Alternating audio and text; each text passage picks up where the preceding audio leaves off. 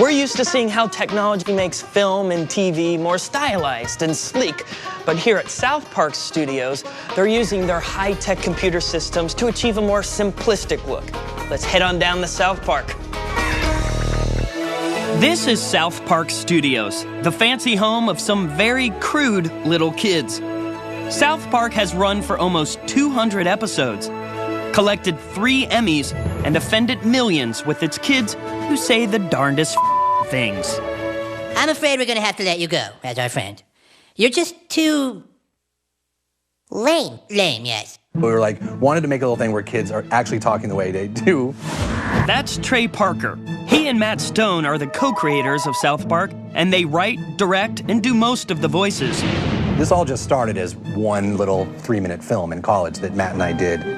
He's talking about the spirit of Christmas, a heartwarming tale about little kids, a snowman, and some Christmas magic. No, it's not cool. My sister in Minnesota put a hat on a snowman and it tried to kill her. Yeah, let's do it anyway.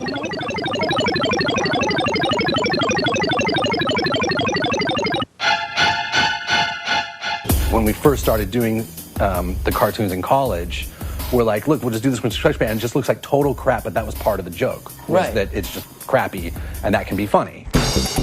One of Trey's college partners in crime was this guy. Eric? Nar, hey, welcome to South Park, man. This is Eric, the director of animation for all 13 seasons of the show, but he's also known as Butters.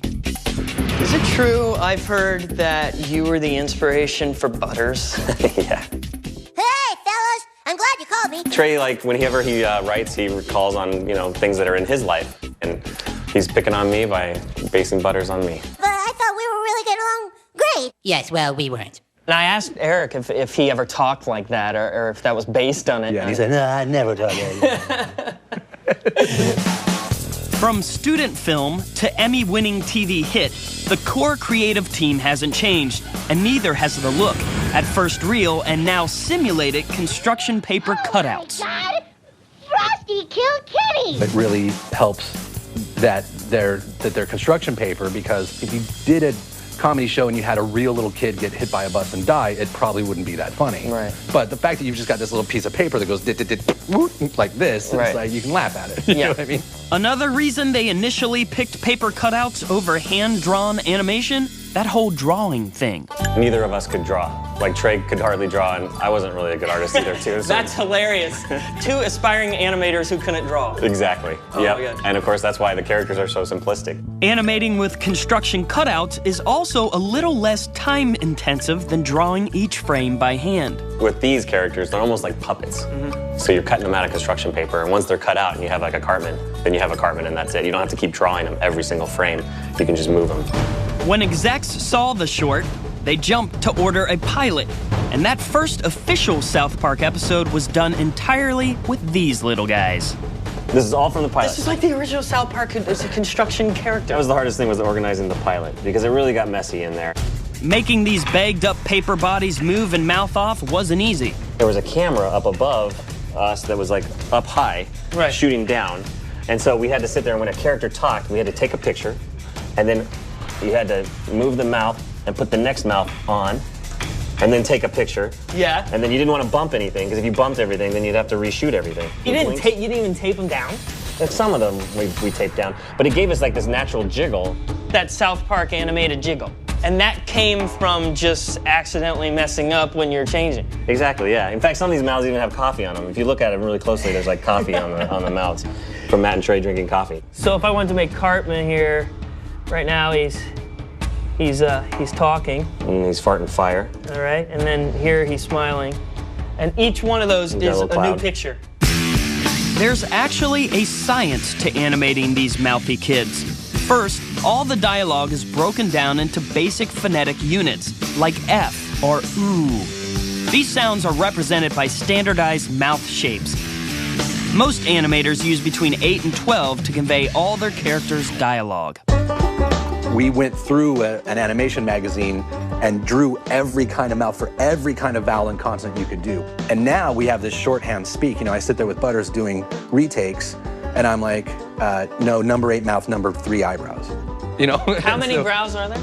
The brows are more on a slider, you know, that basically can go anywhere from here to there to then change like this. Even with just 12 different mouth shapes, animating dialogue with paper cutouts proved tedious for the pilot. Is that the expert way that you do it? Yeah, that's how you have to do it. That's the easy way, huh? Yeah. It's also dangerous. So how many paper cuts did you get doing this? Many paper cuts, but I did get a big wound right there with the X-Acto blade. Did you really? Yeah, I was cutting around and slipped and it went right, tore my skin right there. Oh my gosh, that's hardcore, dude. Yeah. And there was another major drawback. It took 3 months and a crew of 8 to shoot the first 22-minute episode. Yeah, it basically took an entire summer when we were actually doing it with construction paper and, you know, click, click, and click, click. And so we knew immediately if this got picked up, we're going to have to figure out another plan. To keep up with the demands of about 15 episodes a year, the creative team had to bag the paper and go with powerful computer apps. But nowadays, you said it's come a very long way from, you know, the humble beginnings. Can I even call it that? Yeah. All right. Yeah. The show's evolved. The action that you see watching it nowadays is a lot more complex as well. Because of the ease of the computers, you know, the efficiency of the computers. Everything stays digital. We can do retakes really quickly and fast. Eric is going to walk me through a typical day at South Park, cleaned up a little to keep our family rating. So we have an extremely tight schedule here at South Park. We have to do an episode probably in 4 or 5 days. So we start on a Thursday and we get a script. This has got to be unheard of that you guys would turn over a sitcom, an animated sitcom, a 22-minute animated sitcom in 5 days. It's written, produced, it's sound, all of that animated, all done in like 5 days. It gets rid of writer's block because you don't have the luxury of any writer's block. It's not just that we're slackers, because, I mean, we are that too. We are put everything off until the last possible minute.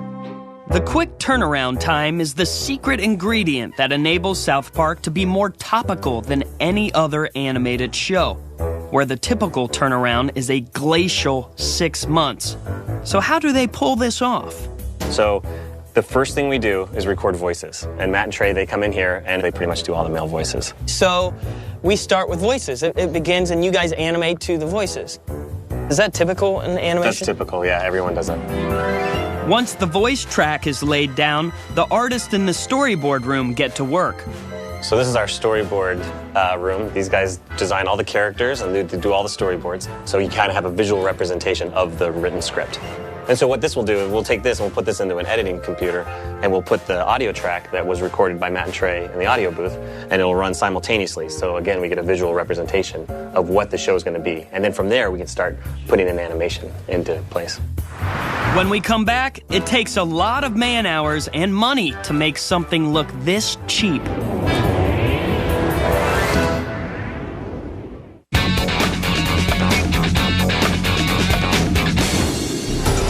South Park is an Emmy-winning TV series and a blockbuster motion picture.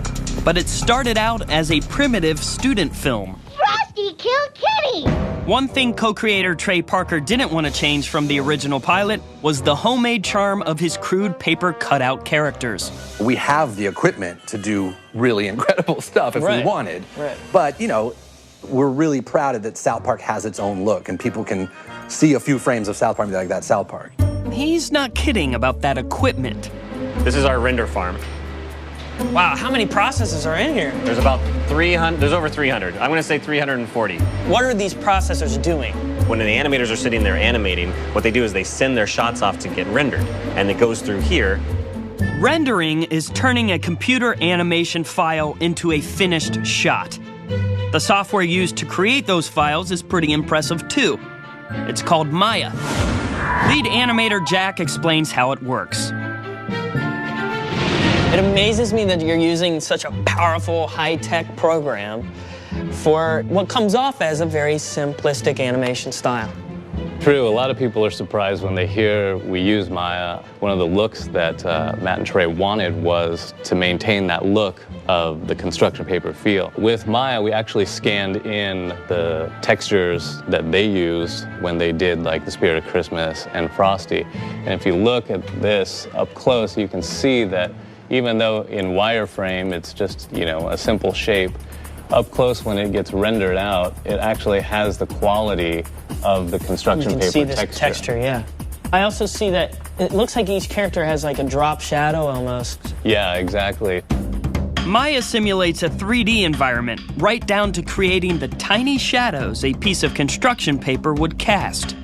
You can see that Maya is actually casting a shadow, a light-driven shadow, off of Clyde's face onto this kid. I think it's Bradley.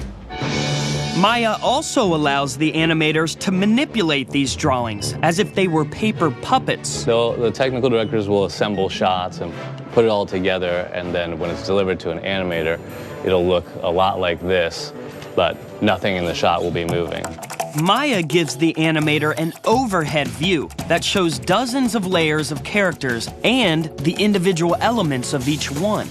So all these green lines are the different layers. That's just like one of them would be his hair, the piece that makes up his hair. What we have here is, this is character Bryden. He's got our standard South Park mouth pack. So it has all the different mouths for dialogue and for expression, including eyebrows. All the characters have the same mouth pack, is that what you call it? Yeah, there's a standard mouth pack that we have.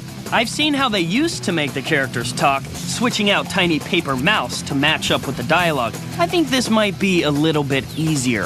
Nothing says worried like a number 8 mouth. So Maya saves time, and these guys need every second they can get, since they usually have only a few days to create an episode. Other studios that are doing 20 minutes in 4 to 6 months, 6 months to a year. Do you get any sleep during that time? It's very surreal. My mom will walk in and she just starts freaking out, and she's like, I don't like that look on your face, and I don't like to see Butters looking like that. You just look like you're about to vomit. Yeah, everyone at any just looks, moment. just shaking and sick and pasty and coffee and so it's not a good thing. These guys put themselves through hell for your amusement. I have to ask about the election episode, because it literally aired the day after the election. Yeah. Sasha and Malia, you have earned the new puppy that's coming with us to the White House. We will name him Sparkles. He's so awesome! He's so perfect and awesome! I know you guys crank these out and it's like insane, but how did you do that? Right around October, 10th of October, Vegas had Obama at like 8-1 in October. And I was like, okay, it's like, let's just start the Obama. It's 8-1, dude. I mean, he's gonna win. He's gonna win. On Tuesday night, we're all sitting there and we're doing, because I knew I was gonna watch his speech and put some stuff from his speech into the show. Okay. Right around 5 o'clock when results started coming in on the East Coast, there was really this like, okay, McCain gets this, McCain gets that, McCain gets this. We're like, oh crap. There was that moment. There was definitely like, okay, now what do we do? And luck, but it worked out. I mean, Vegas is rarely wrong, so. Stan, Kyle, Cartman, Kenny, and Butters aren't the only kick-butt team to come out of South Park Studios.